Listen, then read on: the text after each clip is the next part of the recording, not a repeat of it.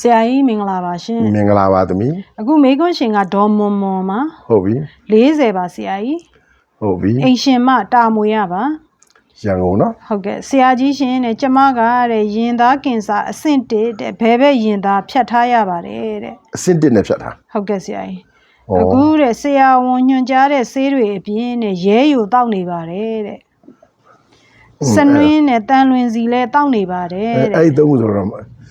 ဆရာစီးပြန်ရွှေ့သွားပြောတာနော်ဟုတ်ကဲ့ဆရာကြီးအဲ့စနင်းတို့တန်လွင်စီတို့တောက်တာလွန်ခဲ့တဲ့အနှစ်40လောက်ကမှန်တယ်ရဲယူရောပေါ့ဟုတ်ဆရာတို့စေးစကုကစားရဲယူလဲပါတယ်ဟုတ်ကဲ့အဲ့ဒါပဲကြောက်ရှာဓမ္မပါထည့်လိုက်လို့ရတယ်ဟုတ်ကဲ့ဆရာကြီးစေးစကုကစားတော့လူနာ100မှာဟုတ်ကဲ့ဆရာကြီးလူနာအများစုကအေးတွေလွန်ကြတာဟုတ်ကဲ့ဆရာကြီးအေးလွန်တော့အဲ့ဒီရဲယူတို့ကြောက်ရှာဓမ္မတို့ကတဲ့တာဟုတ်ကဲ့ဆရာကြီးအခုက100မှာဆရာပြောညစကားတဲ့ပြောဘယ်နှစ်ယောက်လဲ100ယောက်ပါဆရာ100ယောက်တယောက်ကဘယ်ရလဲဘိုက်ထဲရပါအဲ့ဒါပါအပူမွေးသေးတဲ့ကလေးပေါ့ဟုတ်မွေးသိပ်တည်ကြတယ်လေဟုတ်ကဲ့ဆရာကြီးမွေးတော့သူနာပြုဝမ်းဆဲဆရာမမေကြီးမွေးတဲ့ခါ7မရှိတော့ဘူးတဲ့မွေးတော့ဟုတ်ကဲ့ဆရာကြီးတကူလုံးမှာအနာတွေနဲ့ဘယ်နာကြရမှမသိဘူးတဲ့ဟုတ်ကဲ့ဆရာကြီးဘိုက်ထဲမှာလည်းယောဂထူလာတာဟုတ်ကဲ့ဆရာကြီးဘာကြောင့်ထူလဲလို့မေးတော့ဖားကယ်လုပ်တဲ့သူတွေကလည်းစိတ်လေးအရက်ကွန်း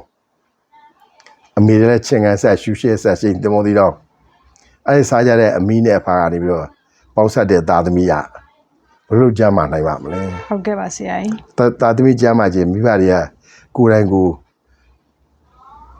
အစားအသောက်ကိုရှင်းစင်ရပါမယ်ဟုတ်ကဲ့ဆရာကြောင့်မလို့ဒီမှာဆရာရဲယိုရယ်တန်စနွင်းရယ်တန်လင်းစီရယ်တောက်နေတာဖြတ်ရမှာပေါ့နော်ဖြတ်ရမယ်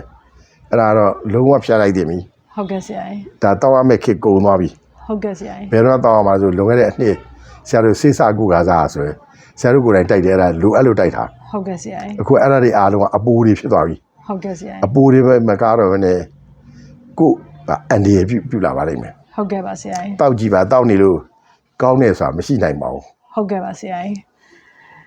အဲ့ဒါလေကျမဘာတွေထပ်တောက်ဖို့လိုပါသလဲတဲ့ဟောအဲ့ဒါထုံးစံအတိုင်းပဲလေချင်းခါရေးစားပေးပါဟုတ်ကဲ့ပါဆရာကြီးကြော်ဖန်ဆက်စိတ်ရှောင်ပေးပါဟုတ်ကဲ့ဆရာကြီးအဲ့ဒါရဲ့အသေးစိတ်ကတော့ဆရာလည်းအများကြီးပြောခဲ့တယ်ဟုတ်ကဲ့ပါဆရာကြီးအခုလည်းပြောလိုက်တာပါပဲဟုတ်ကဲ့ပါဆရာကြီးပင်လုံးမှာပြန်နားထောင်လဲရပါတယ်ဟုတ်ကဲ့ပါဆရာကြီးပင်လုံးကိုဆရာမြတ်တဲ့ရက်ခံလို့စာအုပ်လေးထုတ်ပါဆိုတော့အဲ့ဒီစာအုပ်လေးတွေကို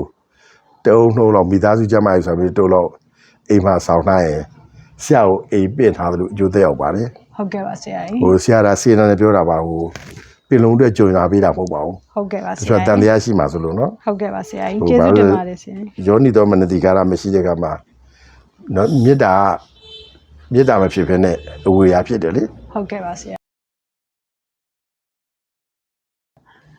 အားလုံးအစာဝအနာကပြရရှင်းကြပါစေဗျာ